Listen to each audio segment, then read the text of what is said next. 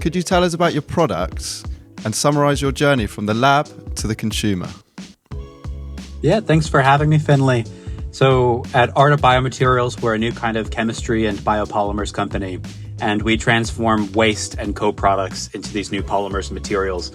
The first one that we're focused on is actually a pretty fun one. We work with the beer breweries and whiskey distilleries to transform their spent barley grains, which they extract sugar from, into a variety of different materials. The first one being a new kind of leather-like material. So we can extract the proteins that are left behind, manipulate them, and create a new material that is plant-based, plastic-free, animal-free, rubber-free. And because it's made of proteins just like animal leather is, all of the tips and tricks from the past hundreds of years of leather tanning, most of those actually work on our material too. Cool. I think, I like most people probably like the sound of, drinking more beer leading to a regenerative future. So what were the sort of big milestones or hurdles you had to overcome?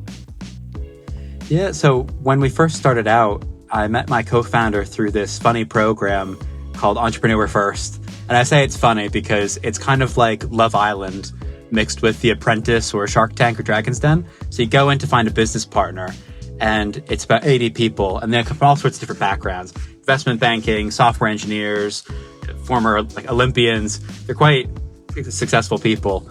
And you go in trying to find a business partner. I got quite lucky that I found a chemist who just graduated with a PhD from Oxford.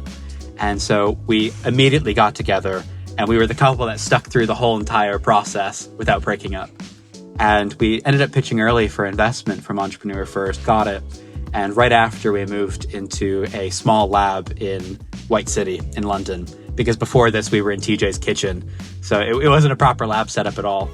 But we ended up raising a pre-seed investment in March of 2023, which was a really tough fundraising environment. Only about 3 or 4 of the companies funded out of 17 were able to get a round done at that time.